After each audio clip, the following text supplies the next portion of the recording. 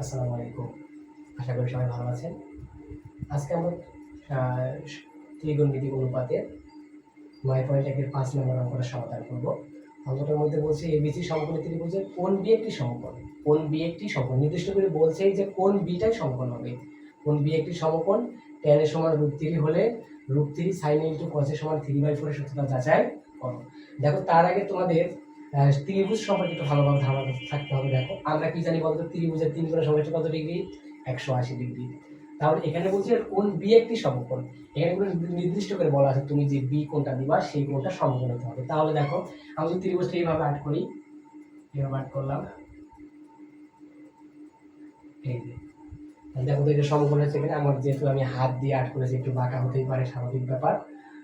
এটা হচ্ছে সমকোণ। আমরা জানি একটা সরলরেখার মধ্যে যদি একটা কোণ হয়, কোণটা কত ডিগ্রি? 180 ডিগ্রি। কোণটা হচ্ছে 180 ডিগ্রি। আর যদি নিচেও, তাহলে নিচে কত ডিগ্রি? 180 ডিগ্রি। তাহলে 180 আর 180 কাছে কত হলো? 360। তাহলে একটা দেখো বৃত্ত হয়ে গেল। তাহলে 300 বৃত্ত হচ্ছে 360 ডিগ্রি। অনেক স্টুডেন্ট তোমরা যারা 8 9 এ পড়ো তো এখনো জানো না যে বৃত্ত কত ডিগ্রি, তারপর ত্রিভুজ কত ডিগ্রি। এগুলো দেখো তোমাদের জানতে হবে এগুলো। তারপরে যে একান্তর কোণ, বিপরীত কোণ, এগুলো ক্লাস 7 এ এগুলো সম্পর্কে খুব সুন্দরভাবে বইয়ের মধ্যে উপস্থাপন করা আছে। সুন্দরভাবে উপস্থাপন বলতে সুন্দরভাবে দেওয়া আছে। দেখো ত্রিভুজের 3 কোণ সমষ্টি হচ্ছে 180 ডিগ্রি। আর এখানে নির্দিষ্ট করে বলছে যে সমকোণী ত্রিভুজ, তার মানে একটা তো সমকোণ হবে। তাহলে আমরা কি বলছি যে একটা সরলরেখার মধ্যে একটা কোণ, একটা কোণোৎপন্ন হলে কোণটা হচ্ছে 180 ডিগ্রি। তাহলে এটাকে লম্বা করে একটা আমরা সরলরেখা ধরে টানি, তাহলে এটা 90, এটা 90। তাহলে এটা কত ডিগ্রি? আমাদের 90 ডিগ্রি বুঝতে হবে। এই দেখো যদি এই সরলরেখাটা একটু বাড়াই দেই, তাহলে এটা এই যে বিন্দু পুরো কোণটা হচ্ছে 180 ডিগ্রি, তাহলে অর্ধেকটা কত ডিগ্রি? 90 ডিগ্রি। তাহলে আমি কি বললাম যে ত্রিভুজের সম্পর্কে আগে ভালোভাবে ধারণা থাকতে হবে। দেখো এবিসি সমকোণ ত্রিভুজের কোণ বিটাই সমকোণ হবে। তাহলে এই যে এটার নাম হচ্ছে, দেখো সমকোণ যেহেতু এটা, এটার নাম হচ্ছে বি। এটার নাম কি? বি। ঠিক আছে? তাহলে এখানে নির্দিষ্ট করে বলা আছে যে কোণ বিটা একটি সমকোণ হবে। তাহলে এটা সমকোণ।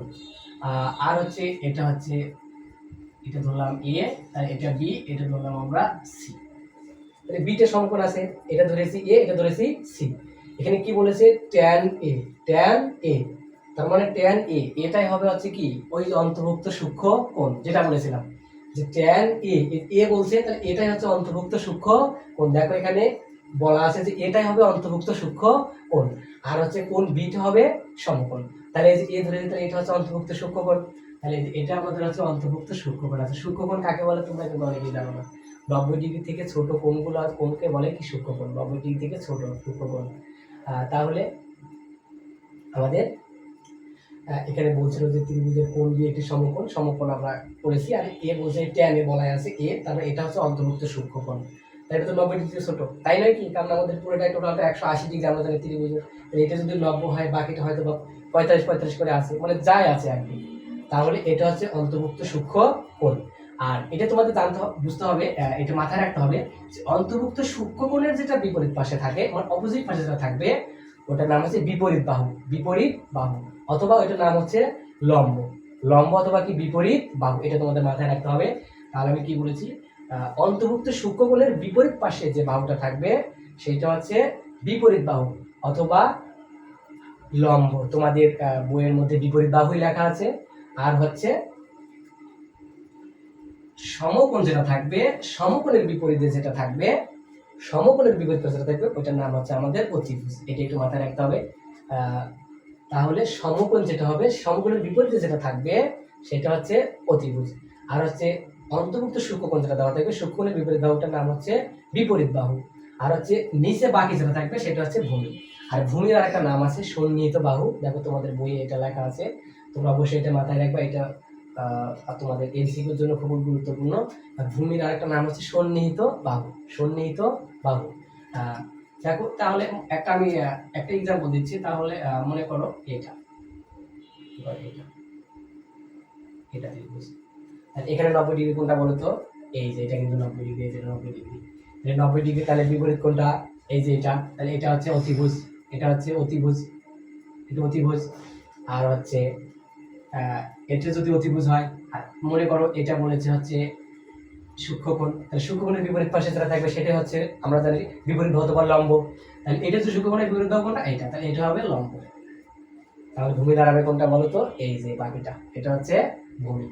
আর তাহলে এটা তোমাদের একটু ভালোভাবে মাথায় রাখতে হবে যে একটা তো সমকোণী ত্রিভুজ থাকবে, একটা সমকোণ থাকবেই, সমকোণের বিপরীত যেটা বাহু সেটা হচ্ছে অতিভুজ, আর অন্তর্ভুক্ত সূক্ষ্মকোণ যেটা সেটির বিপরীতটা হচ্ছে বিপরীত বাহু নাম অথবা লম্ব।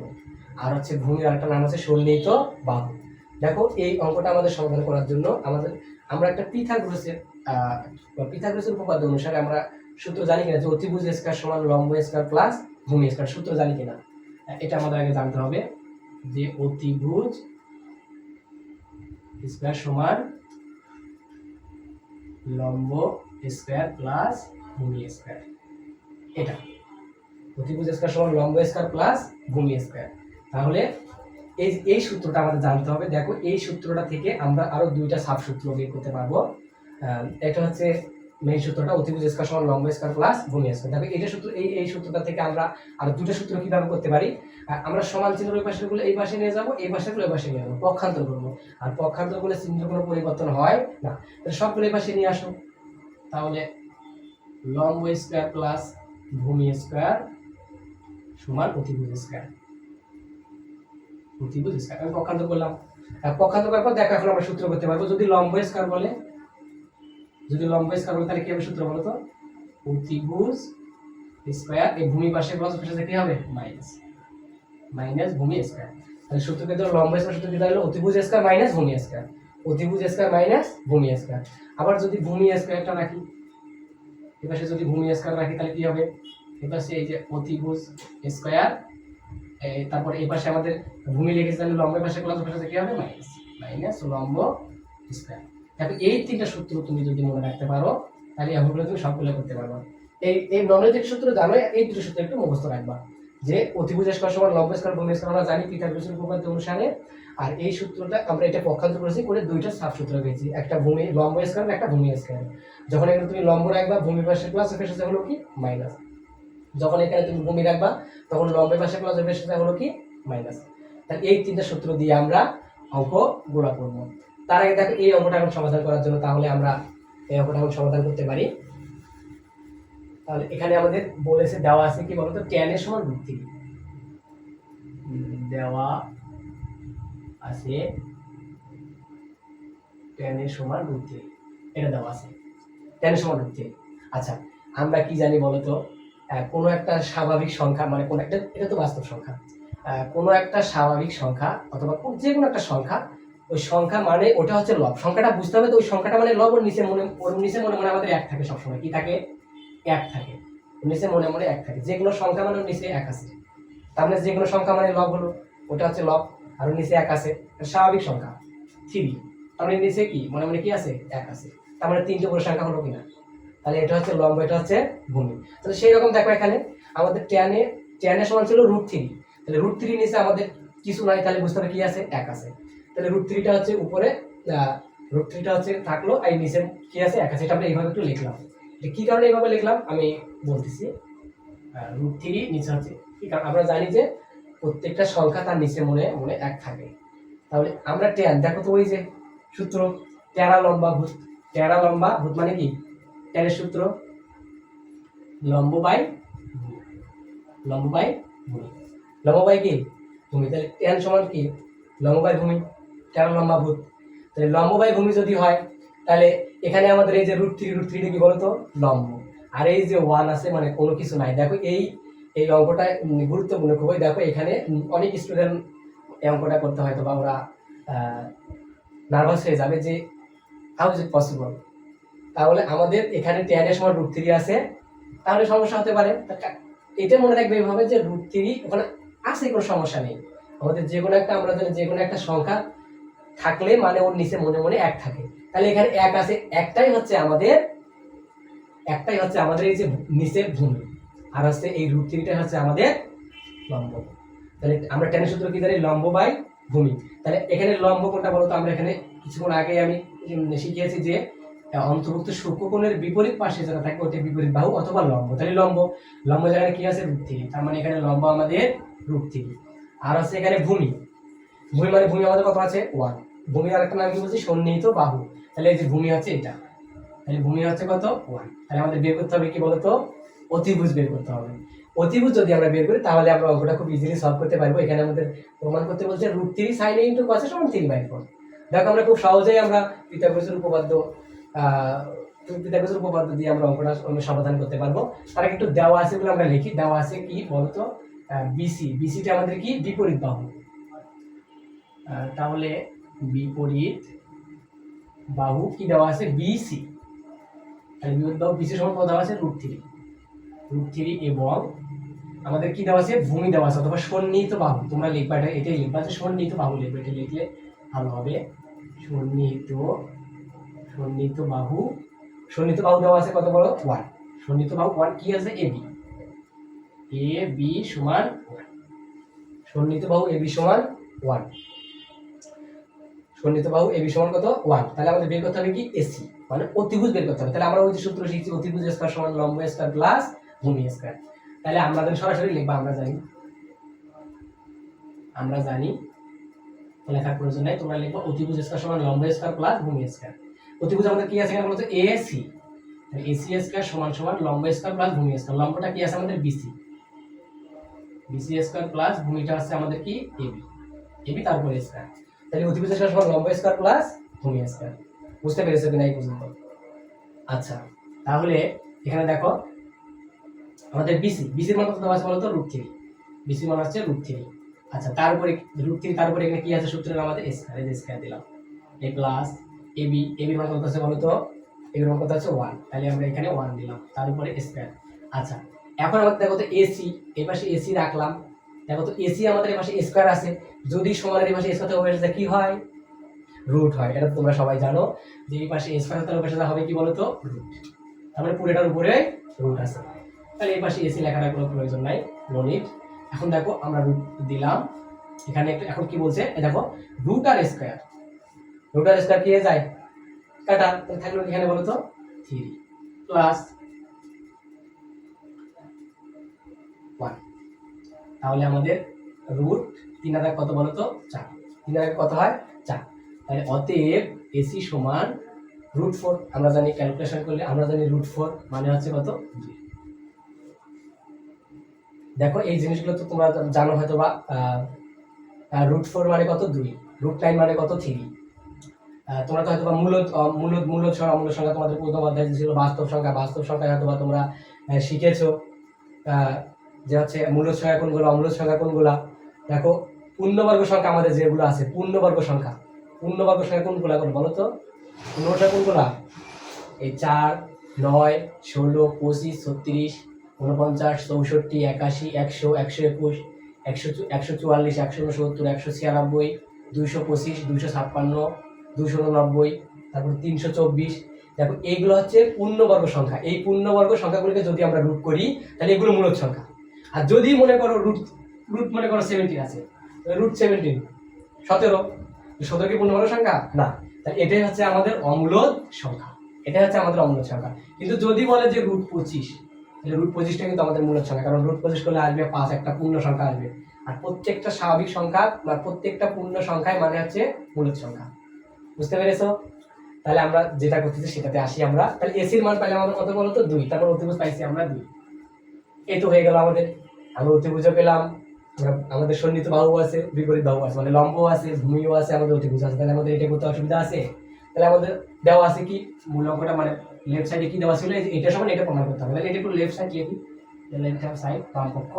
তাহলে কি দেওয়া ছিল √3 তারপরে sin a into cos a এটা ছিল লেফট হ্যান্ড সাইড ছিল √3 sin a into cos a। দেখো খুব ইজিলি আমরা করব এটা। √3 sin এর সাথে কি অবস্থায় আছে গুণন অবস্থায় আছে, তাহলে তোমরা এটা √3 রাখো √3। আচ্ছা sin এর সূত্র কি বলতো? ওই যে আমি শিখিয়েছিলাম এর আগের ক্লাসে যে সাগরের লবণতি, মানে সাইন মানে কি তাহলে লম্ব বাই অতিভুজ। তাহলে লম্ব বাই অতিভুজ লেখো, লম্ব কোনটা বলো তো বিসি মানে √3। তাহলে হচ্ছে √3 বাই তারপর অতিভুজ আমাদের কত বলো তো 2। এই যে 2 লিখলাম। তাহলে সরাসরি লিখলাম সাইন মানে লম্ব বাই অতিভুজ কি অবস্থায় আছে গুণন রাখলাম। আর cos মানে কি বলো তো কবরীভূত অতি মানে কি? তাহলে cos θ সমান ভূমি বাই অতিভুজ। তাহলে ভূমি আমাদের এখানে কত বলতো 1, আর অতিভুজ আমাদের কত বলতো এটা বুঝছো কিনা বলো? আমি আরবার বলছি, দেখো সাইনের সূত্র আমরা জানি কি, সাগরের লম্বনতি মানে কি, সাইন থিটা সমান লম্ব বাই অতিভুজ, এই যে লম্ব, লম্ব হচ্ছে √3 আর অতিভুজ হচ্ছে 2 লিখলাম। তারপরে কসের সূত্র কি জানি আমরা, কবরে ভূততি মানে কি, cos থিটা সমান আমরা শিখেছি ভূমি বাই অতিভুজ, তাহলে ভূমি হচ্ছে কত 1, অতিভুজ হচ্ছে 2। তাহলে এখানে এখন দেখো আমরা ক্যালকুলেশন করলে আমাদের অ্যান্সার হবে √3 আর √3। দেখো √3 আর √3 কি হয় বলো তো, √3 দুইটা আছে, তাহলে একটা লেখো, লিখে স্কয়ার, দুইটা আছে স্কয়ার, আর ভাগ নিচে হচ্ছে 2, আর হচ্ছে আমাদের ইনটু এখানে থাকে 1/2। তাহলে এখন স্কয়ার রুট কাটা গেলে কি থাকে এখানে বলো তো, উপরে থাকে 3, স্কয়ার রুট কাটা গেলে থাকে 3 আর 1, 3 আর 1 গুণ করলে 3 হবে, আর 2 2 গুণ কত বলো তো 4। দেখো তো এটা প্রমাণ করতে বলছে কিনা 3/4, তাহলে 3/4 লিখবা যে সত্যতা যাচাই করা হলো, সত্যতা যাচাই করা হলো। এটা কি বুঝতে পারছো কিনা বলো, √3 আর √3, √3 আর √3 স্কয়ার। এখন বলবো যে √3 স্কয়ার কিভাবে হলো। দেখো বীজগণিত অঙ্কে তোমরা তো জেনেছো, তোমরা শিখেছো যে কি এবি গুণন এবি গুণন বিসি এটা যদি হয়, তাহলে যদি একই রকম চলক থাকে, তাহলে একই রকম চলক থাকলে আমরা একটা লিখবো, লিখে পাওয়ারগুলো যোগ করে দিতে হবে। পাওয়ার কি করে দিতে হবে, যোগ। তারপরে এখানে দেখো √3 দুইটা ছিল, এই যে √3 আমরা একটা লিখছি, পাওয়ারটা দুইটা আছে, এখানে 2 দিয়েছি। এখানে দেখো এখানে আমরা এটা কিভাবে লিখতে পারি, তাহলে তাহলে এ একটা লেখো, তাহলে এ একটা আছে, দুইটা আছে, তাহলে স্কয়ার হবে। তারপরে বি লেখো, দেখো বি চলক আছে সব জায়গায়, তাহলে বি একটা লেখো, বি কয়টা আছে এখানে, একটা দুইটা তিনটা, তাহলে এই যে বি কিউব। আর এখানে বাকি কি আছে, সি, এটার आंसर হচ্ছে এটা। তাহলে গুণনের বেলায় পাওয়ারে হচ্ছে যোগ, আর ভাগের বেলায় হচ্ছে পাওয়ারে বিয়োগ। এটা একটু মাথায় রাখবা। যেমন এবিসি এগুলো তো আক্ষরিক প্রতীক, এগুলো আমাদের একই রকম হলে চলো, তাহলে একটা নিতে হবে, নিয়ে পাওয়ারগুলো যোগ করে দিতে হবে, আর ভাগের বেলায় বিয়োগ করে দিতে হবে। এটা তোমাদের মাথায় রাখতে হবে। দেখো এই অঙ্কটা আমি আবার আরেকবার বলতেছি, এখানে নির্দিষ্ট করে বলছি এবিসি সমকোণী ত্রিভুজের কোন বি কোনটি সমকোণ। দেখো আমি এই ক্লাসটা একটু লং করতেছি কি কারণে, তোমরা যদি এটা ভালো করে বোঝো, তাহলে তোমাদের পরবর্তীতে এই একই ধাঁচের যে অঙ্কগুলো আছে এগুলো করতে তোমাদের কোনো সমস্যাই হবে না। দেখো এবিসি সমকোণী ত্রিভুজ, তার মানে একটা সমকোণ হবে, এই যে এখানে নির্দিষ্ট করে বলা আছে কোন বিটাই সমকোণ হবে, এখানে কোন বিটাই, যে বিটা সমকোণ। আর আমরা কিছুক্ষণ আগে আমি বলেছি যে সমকোণ যেটা হবে সেটার বিপরীতে যেটা থাকবে বাহুটা, সেটা হচ্ছে আমাদের অতিভুজ, তাহলে এটা আমাদের হচ্ছে অতিভুজ। আর অন্তর্ভুক্ত সূক্ষ্মকোণ এখানে বলছে tan a, তাহলে এটা কি বলছে, অন্তর্ভুক্ত সূক্ষ্মকোণ। তাহলে অন্তর্ভুক্ত সূক্ষ্মকোণ যদি আমরা এটা ধরি, তাহলে এটা যদি এ ধরি আমি, অন্তর্ভুক্ত সূক্ষ্মকোণের বিপরীত বাহুটা হচ্ছে বিপরীত বাহু, ওইটাই হচ্ছে লম্ব, আর বাকিটা হচ্ছে ভূমি। আর ভূমির আরেকটা নাম হচ্ছে সন্নিহিত বাহু। তাহলে আমাদের এখানে দেওয়া ছিল tan a সমান √3, এই যে tan a সমান √3। তাহলে দেখো আমি কি বললাম যে বাস্তব সংখ্যা অথবা যে কোনো সংখ্যার নিচে যদি কোনো সংখ্যা না থাকে, তাহলে বুঝতে হবে নিচে 1 আছে। তাহলে এর নিচে কত ছিল, 1 ছিল। তাহলে tan এর সূত্র কি আমাদের লম্ব বাই ভূমি, ওই যে tan লম্ব, তাহলে লম্ব বাই ভূমি।